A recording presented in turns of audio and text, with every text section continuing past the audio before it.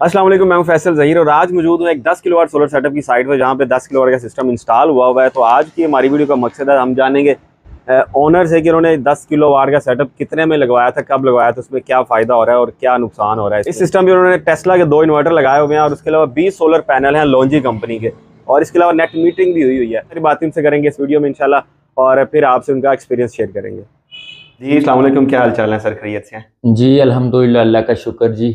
अच्छा, सबसे पहले तो आपने जो टाइम दिया उसका बहुत शुक्रिया। हमें अपने सिस्टम के बारे में बताएं, जो आपका सेटअप अभी सोलर लगा हुआ है वो कितने वाट का है और कितनी कैपेसिटी है उसकी?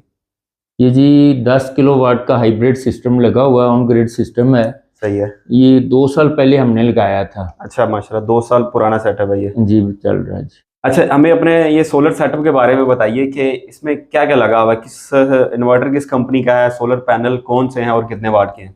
जी सोलर पैनल जो लगे हुए हैं वो 20 लगे हुए हैं लॉन्जी के, ठीक है, लॉन्जी कंपनी। 535 वाट के लगे हुए हैं। ठीक है। और 2 इन्वर्टर लगे हुए हैं टेस्ला कंपनी के। ठीक है। ये 2 साल पहले हमने सिस्टम लगाया था ठीक है। और बड़ा मज़े का चल रहा है। अच्छा माशाल्लाह। उस वक़्त जो कीमतें थी वो भी बहुत कम थी।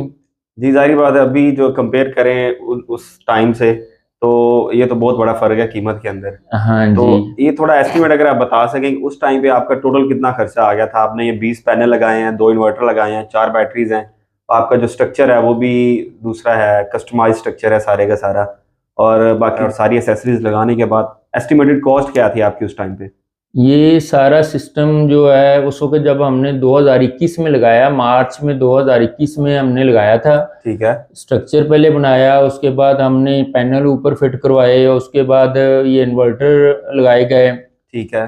और और ये सारे ब्रेकर सब सिस्टम में तकरीबन 8.5 से 9 लाख रुपए खर्चा सिर्फ आया उस वक़्त। अच्छा माशाल्लाह, ये तो बड़ा एक मकबूल, बड़ा इकोनॉमिकल हो गया था सारा सिस्टम। सही हो गया। आपको आइडिया है कि उस टाइम पे जब आपने सोलर पैनल परचेज किए थे 2021 में, पर वाट की क्या प्राइस चल रही थी उस उस टाइम पे? वक़्त राउंड अबाउट एग्जैक्ट याद नहीं, मगर ये 60 से 65 रुपए पर वाट तकरीबन चल रही 60 थी। से 65 रुपए पर वाट, तो मतलब बहुत ही रीजनेबल प्राइस है। हाँ और जी। ये पैनल आपके जो लॉन्जी के लगे हुए हैं, क्या ये ए ग्रेड में है, ये विदाउट डॉक्यूमेंट्स हैं, ये क्या चीज़ है, ये ये लाट के हैं? ये ए ग्रेड विद डॉक्यूमेंट्स लिए थे। अच्छा और माशाल्लाह। ये बड़े मज़ा करा रहे हैं। अच्छा। उस वक़्त पहले हमारा जो बिल था पर मंथ घर का तकरीबन 40 से 45 हज़ार रुपए पर मंथ आ रहा था। अच्छा, 40-45 हजार का बिल आ रहा था आपका? पर मंथ आ रहा था, ठीक है। जो कि अब रिड्यूस होके बिल्कुल ज़ीरो हो गया है।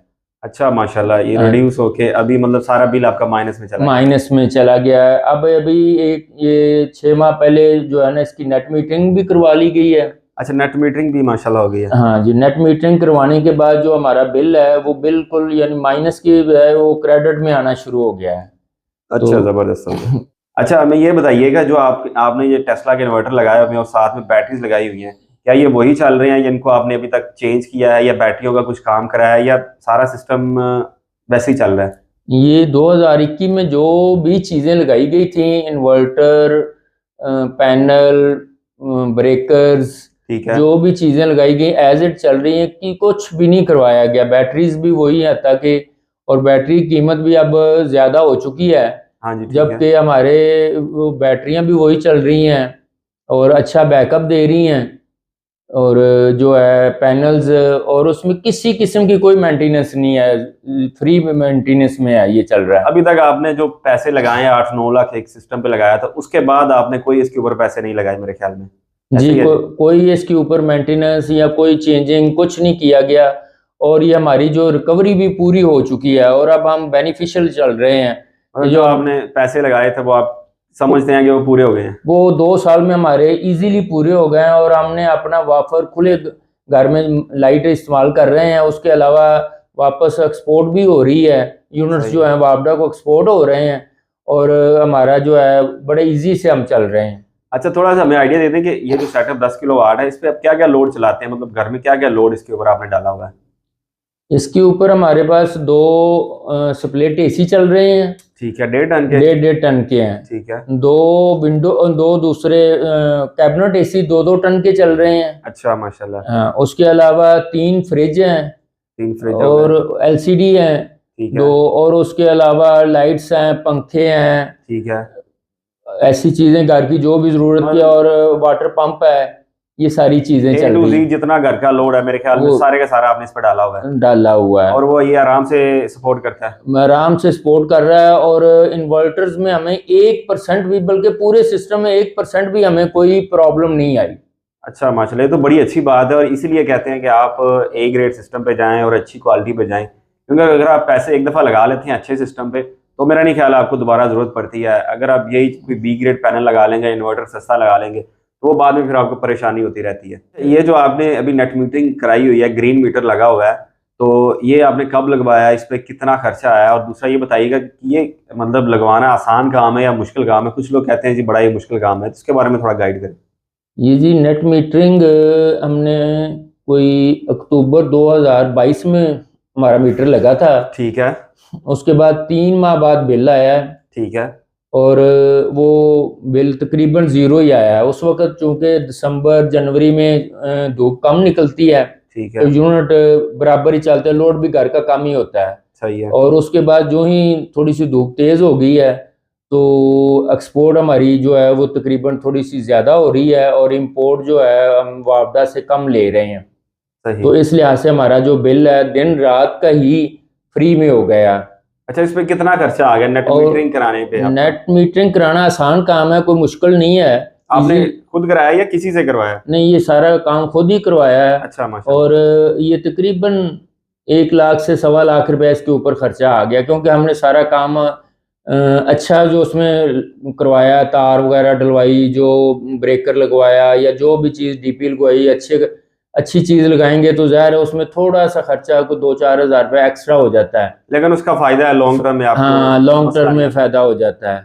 तो ठीक हो गया। वापडा का जो मीटर परचेज किया, या जो भी है, वो क्वालिटी की चीज़ अगर खरीदी जाएगी तो थोड़ी सी दूसरे से बेहतर होती है।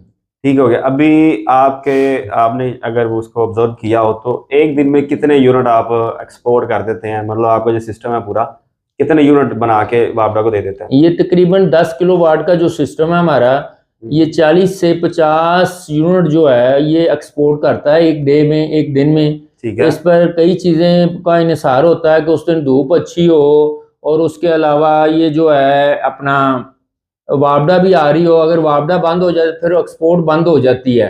ठीक हो तो गया। ये वापडा भी आ रही हो और धूप भी अच्छी हो, ठीक है। फिर एक्सपोर्ट अच्छी होती है। अगर दरमियान में वापडा किसी वजह से ब्रेक डाउन आ गया है, या है। वो आपकी धूप कम हो गई है, बादल आ गए हैं, तो फिर एक्सपोर्ट जो है वो बंद हो जाती है। ये तरीकाकार सही होता है। है। ये बड़ी एक जरूरी चीज़ है, मतलब जब बिजली आपकी नहीं है, वापडा बंद है, तो तब आपकी एक्सपोर्ट नहीं होगी।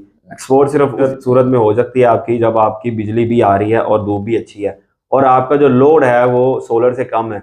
जो एक्स्ट्रा सोलर होगा सिर्फ वही एक्सपोर्ट होगा आपका। ऐसी है जी कि? जी, ऐसे ही ऐसे ही। अच्छा, मुझे ये बताइएगा, आपने जब ये सेटअप लगवाया तब लगवाने से पहले आपका टारगेट क्या था? बिजली की बचत करना टारगेट था, लोड शेडिंग से बचना टारगेट था?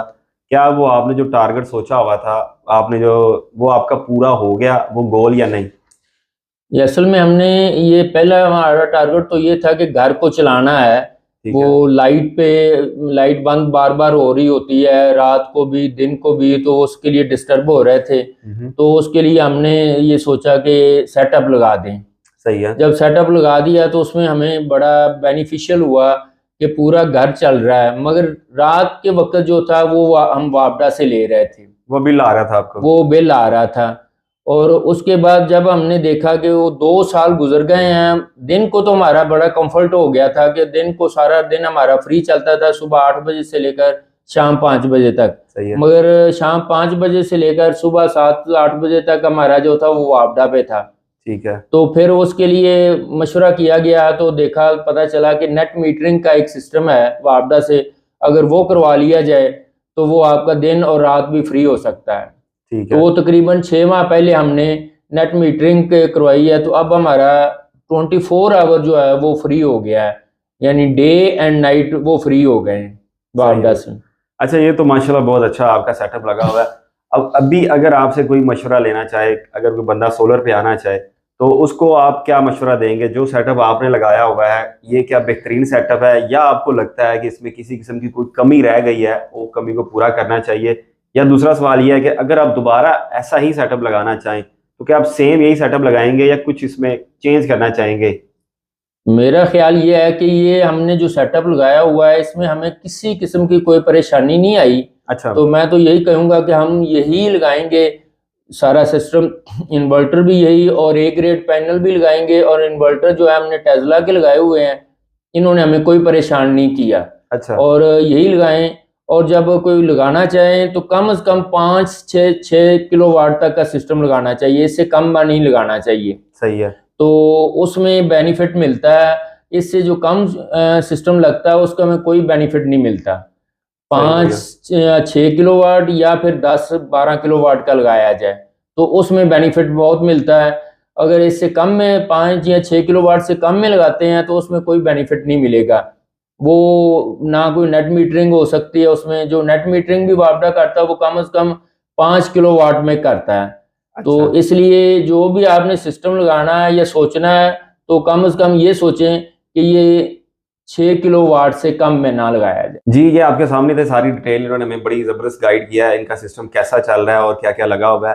तो मेरा भी यही ख्याल है कि अगर रिक्वायरमेंट अगर आपकी कम भी है, 2-3 किलोवाट की रिक्वायरमेंट भी है, तो फिर भी आप कम से कम 5 या 6 किलोवाट पे जाएं। और अगर आपने नेट मीटरिंग करनी है तो आपने सोलर हमेशा अपने लोड से ज़्यादा लगवाना है। ज़्यादा लगवाएंगे तो वो आपके यूनिट एक्सपोर्ट होंगे और वो आप रात को इस्तेमाल कर सकेंगे, फिर आपका बिल ज़ीरो आएगा। अगर आपका पूरा पूरा सेटअप है, मतलब सोलर और लोड बराबर बराबर है, तो डेफिनेटली एक्सपोर्ट तो नहीं होगी और आपको बिल रात का पे करना पड़ेगा। रात के बिल से बचने के लिए सोलर आपको एक्स्ट्रा लगाना पड़ेगा। तो ले जनाब, इसको हम वीडियो को ख़त्म करते हैं। और सबसे पहले इनका बहुत शुक्रिया, इन्होंने हमें टाइम दिया और हमें सिस्टम के बारे में गाइड किया। और मेरे ख्याल में जो आपने अगर देखा तो आपको भी इससे अंदाज़ा हो चुका होगा कि ये सिस्टम अच्छा सिस्टम लगवा के उसका हमें क्या फ़ायदा होता है और हमें किस तरह का सिस्टम लगाना चाहिए। तो फिर मिलेंगे इंशाल्लाह किसी दूसरी वीडियो में, तब तक के लिए अल्लाह हाफिज़।